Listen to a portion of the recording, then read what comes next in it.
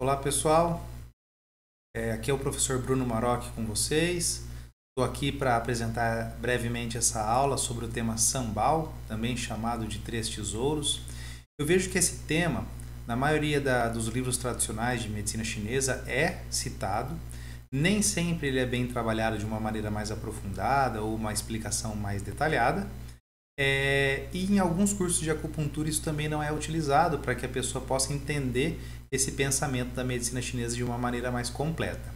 Então trouxe aqui essa apresentação breve para vocês, né?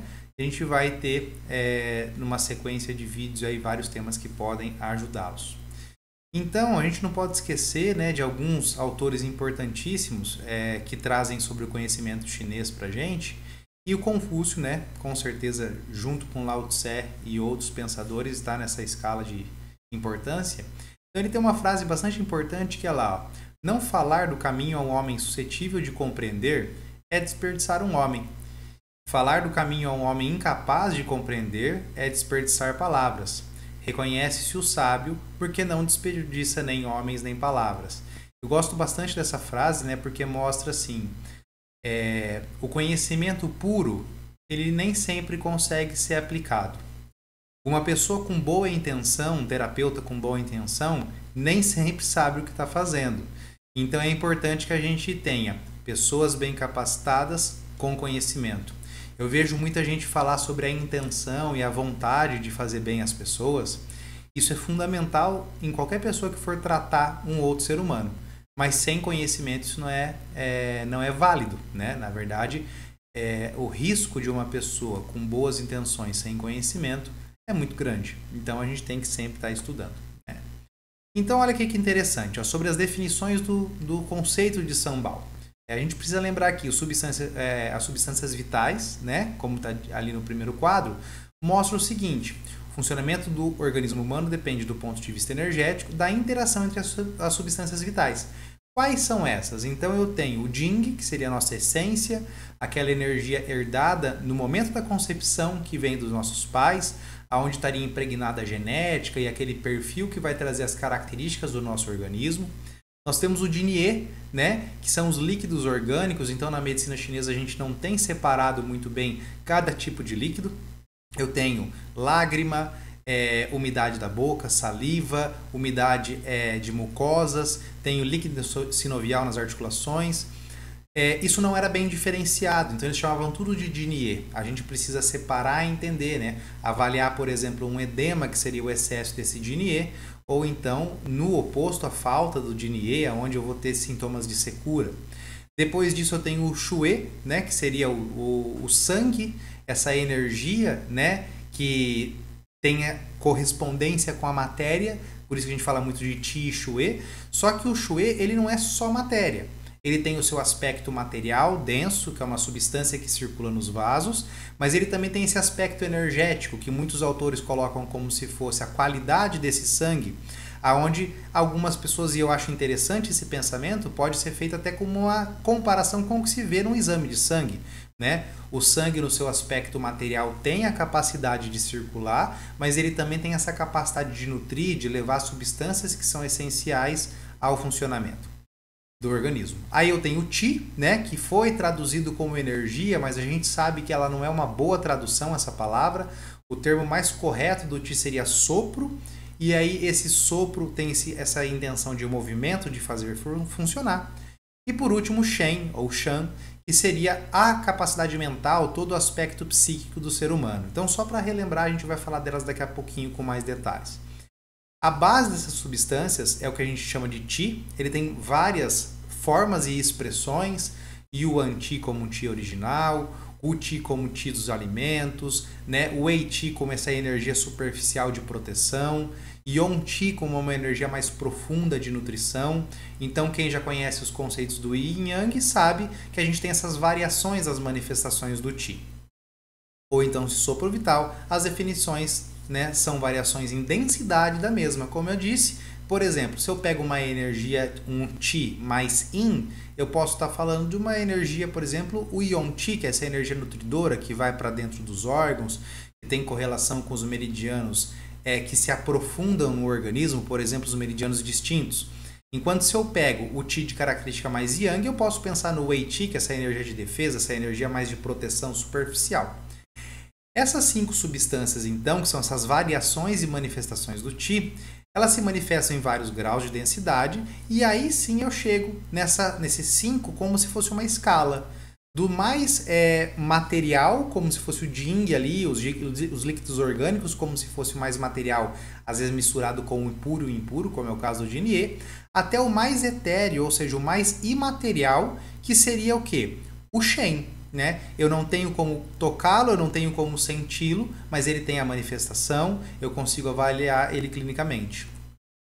Então, só para a gente relembrar um pouquinho mais cada um deles, eu tenho aqui o Qi, né? É muito interessante da gente perceber, aqui no ideograma do Qi, eu tenho a soma de outros 2 ideogramas. Então, aqui em cima eu tenho vapor somado com arroz. Eu posso fazer uma analogia que o Qi nada mais é do que a energia que eu obtenho através da minha alimentação e da respiração. Um ideograma que traz uma característica mais Yang, que é o vapor, com um ideograma que traz uma característica mais Yin, que é o arroz, se somando e formando esse Qi, essa energia que faz abastecer todo o corpo. Então, por isso que eu vou ter mais relação com pulmão, rim e baço. Pulmão é quem dispersa o Qi para o corpo e quem capta essa energia da respiração. Os rins que quem guarda a nossa energia ancestral, e o baço pâncreas, que é quem recebe as energias dos alimentos. Dessa forma, eu tenho a tríade, né, da recepção e, posteriormente, da formação do Qi. Então, o Qi eu posso falar que ele move, aquece, transforma, retém e nutre, basicamente ele faz tudo, circulando dentro e fora dos canais e dos colaterais ou pontos de acupuntura. A gente tem que lembrar que não é feito só dos 12 meridianos principais, mas de todo um circuito no nosso corpo, que envolve meridianos principais, secundários e espaços entre esses meridianos que também são preenchidos de Qi. Muitas vezes mais associado a substâncias mais etéreas, então quando eu pego, por exemplo, o Qi associado mais ao Shen, e também associado a questões mais densas, por exemplo, quando eu pego ele associados a líquidos ou então ao próprio sangue. O Jing, né, essa relação direta com os rins, porque os rins seriam nosso armazém, nosso local de acolhimento dessa energia ancestral, ela é extremamente importante por ativar, transformar, controlar, fazer esse desenvolvimento, crescimento e reprodução. Por quê? Ela é aquela energia que a gente tem de base, né? Como o mestre Wu Ji-Sheng fala no livro dele, Iniciação ao Taoísmo, o Jing seria como uma conta bancária onde eu não consigo fazer depósitos, eu consigo fazer somente saques. Então, nesse ponto, eu tenho a energia ancestral. O que faz o contraponto seria a energia adquirida no dia a dia, que vem mais importantemente do baço com a alimentação, mas também do pulmão, que vai fazer essa captação de energia do ar e essa dissipação da energia do Qi para o nosso corpo. Porém, é sempre um equilíbrio. Se eu tenho uma captação ruim de energia pelo pulmão e pelo baço, consequentemente eu vou gastar mais energia da minha energia ancestral, dessa fonte que eu não tenho reposição. E é por isso que na medicina chinesa a gente sempre está falando, né? Cuidado dos rins, proteger a energia ancestral, porque assim que eu desgasto ela, eu não consigo repor. O segredo da longevidade está principalmente no Jing, nessa manutenção do Jing a longo prazo. Os Jin-Ye têm uma relação importante com o rins, obviamente, porque é o órgão do elemento água, é o órgão que fisiologicamente filtra o sangue e esses líquidos, mas também tem uma relação importante com o pulmão, porque o pulmão é o órgão que precisa de umidade um pouquinho a mais para funcionar bem. O pulmão é um órgão que funciona úmido, enquanto o baço pâncreas é um órgão que não pode ter muita umidade. Então, quando eu falo de pulmão e baço, eu tenho que ter essa umidade controlada, né? Ela vai umedecer e nutrir, obviamente, e circula por todo o corpo, porém com essas manifestações diferentes. E lá nos livros mais antigos de medicina chinesa a gente não tinha tão bem diferenciado isso.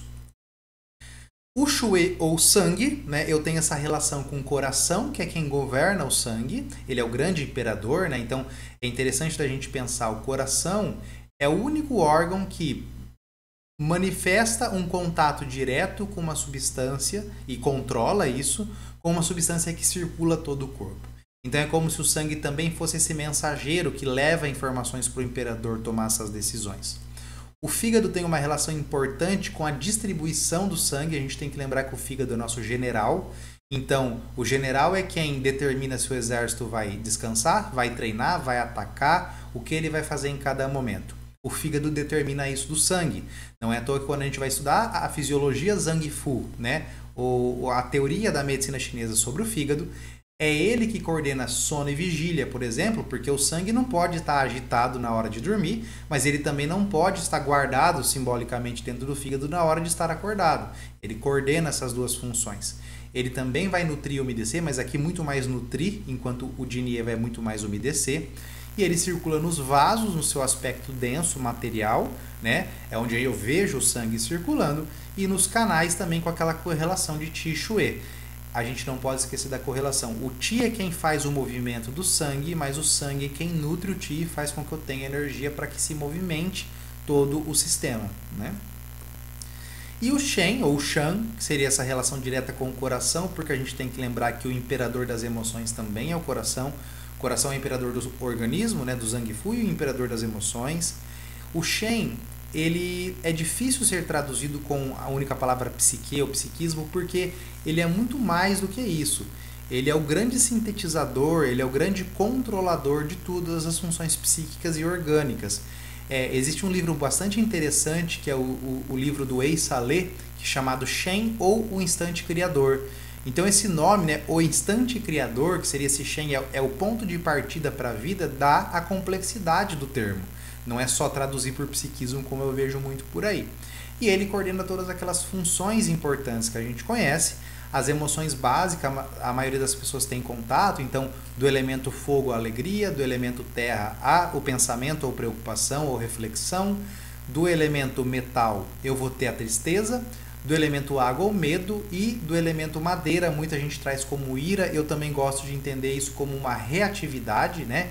É a capacidade do corpo reagir, porque a ira normalmente já é um desequilíbrio. A reatividade, que é algo dentro do equilíbrio, que ela pode estar em um desequilíbrio a mais ou a menos, né, no seu aspecto yin ou yang de relação com a manifestação. Só que também, num tema mais que a gente vai fazer em outro vídeo, de forma mais aprofundada, que são o que a gente pode chamar de funções psíquicas, entidades viscerais, ou também de 5 Shen, tem vários termos, que são termos em chinês que resumem a característica psíquica de cada um dos 5 elementos. Então eu teria o próprio Shen do coração, que estaria relacionado ao fogo.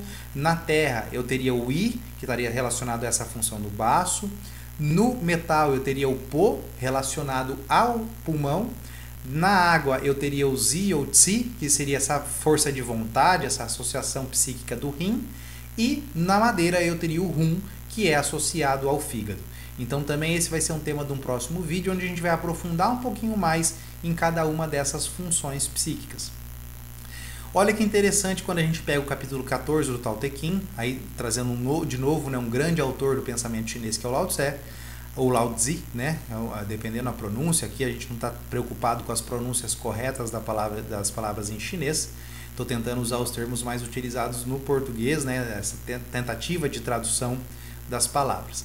Olha que interessante, aquilo que se olha e não se vê se diz o invisível. Aquilo que se escuta e não se ouve se diz silencioso.